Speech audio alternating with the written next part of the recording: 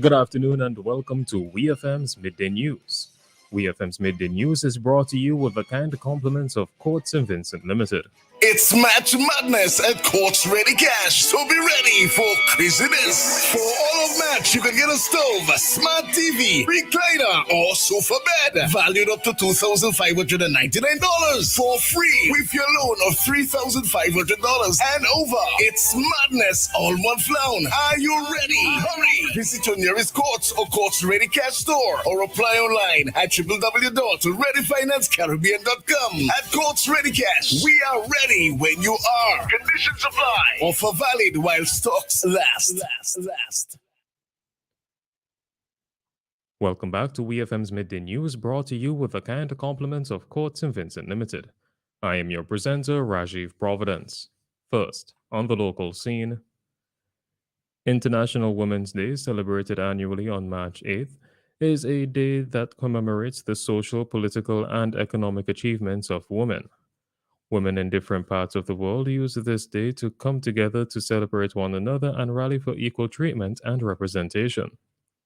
President of the National Council of Women, Beverly Richards, during her International Women's Day message, spoke of the importance of empowering women to know their rights as well as highlight the crucial task of obtaining gender equality.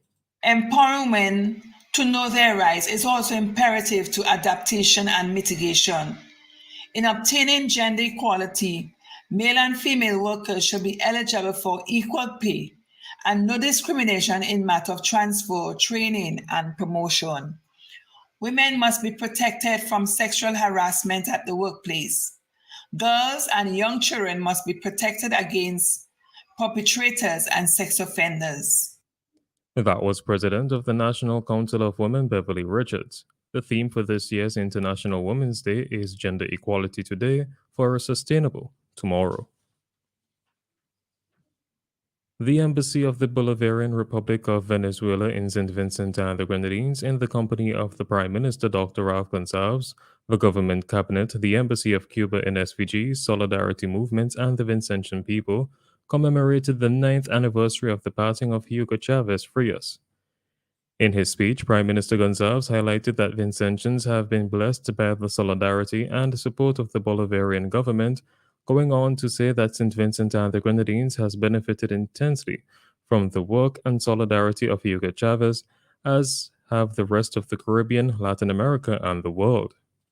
The head of the Venezuelan diplomatic mission in SVG, Francisco Perez Santana, made a special tribute to Hugo Chavez where he conveyed the urgent need to preserve, make known, and defend the living legacy of Hugo Chavez.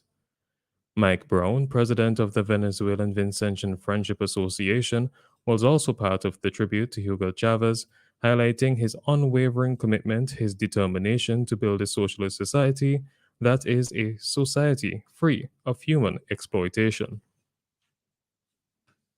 Still on the local scene, active cases of COVID-19 in St. Vincent and the Grenadines continue to be on the decline, with the recoveries of 2 more individuals from the virus, and no new cases being recorded.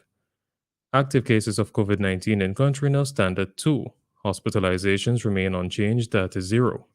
The COVID-19 death toll in SVG stands at 106.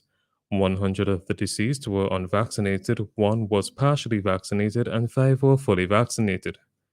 68,015 COVID-19 vaccines have been administered in St. Vincent and the Grenadines so far, 35,412 of those being first doses, and 29,396 being second doses.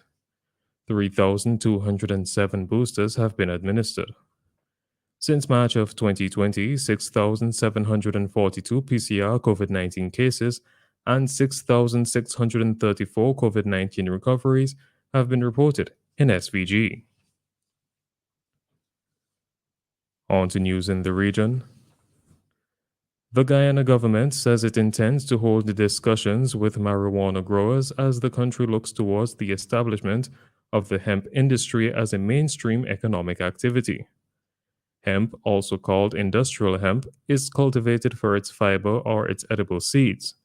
Hemp is sometimes confused with the cannabis plants that serve as sources of the drug marijuana and the drug preparation hashish.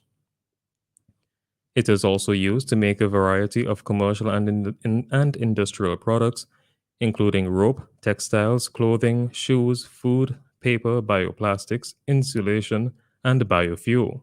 It also has many medicinal purposes.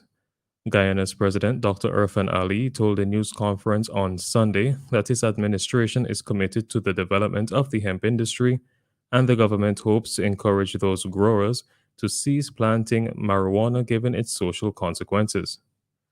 Marijuana cultivation is illegal in Guyana, even as some Caribbean community CARICOM countries have passed legislation allowing for the development of that industry for medicinal purposes.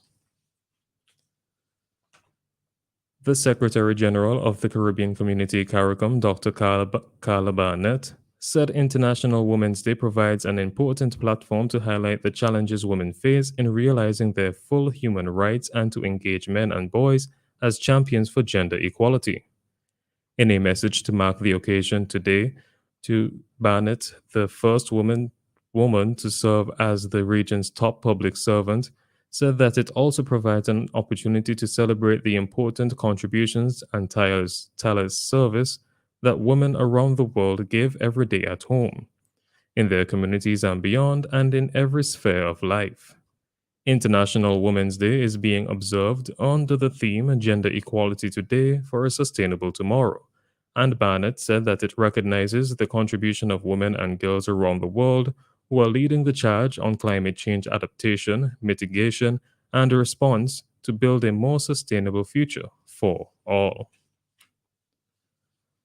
On the international scene, according to the latest United Nations figures, there have been 1,207 civilian casualties since the Russian invasion of Ukraine began on February 24th. That number includes 406 people killed and 801 injured, but figures are likely to be much higher, says Liz Throssell, spokesperson for the UN High Commissioner of Human Rights. Most injuries are the result of airstrikes and explosive weapons, says the UN, with hundreds of residential buildings destroyed in cities across Ukraine. One journalist is reported to have been killed. Meanwhile, Chinese President Xi Jinping has described the situation in Ukraine as worrying and called for maximum restraint. He made the comments during a virtual meeting with French President Emmanuel Macron and the German Chancellor Olaf Scholz. Chinese state broadcaster CCTV reports. Xi said the priority should be preventing the situation in Ukraine from spinning out of control, and said the three countries should jointly support peace talks between Russia and Ukraine. China and Russia currently enjoy a close diplomatic relationship, and Beijing has neither condemned nor condoned the action against Ukraine. And finally, in sports, Scotland's World Cup playoff semi-final against Ukraine has been postponed. The nations were set to meet at Hampden on March 24th, but Ukraine requested that FIFA moves the tie back following Russia's invasion of the country. As a result, the playoff final for the winners against either Wales or Austria will now also be played.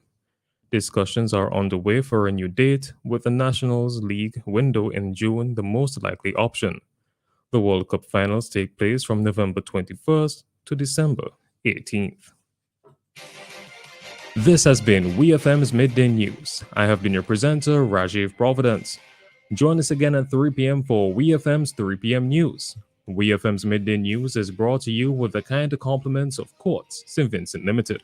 Love our style at Quartz Optical, Toscana, Ray-Ban, Armani, and much more, with up to 75% off selected frames. Buy that frame and pay nothing for 30 days. Book your eye examination online today on www.quartzoptical.com. We've got the frames you love, only at Quartz Optical.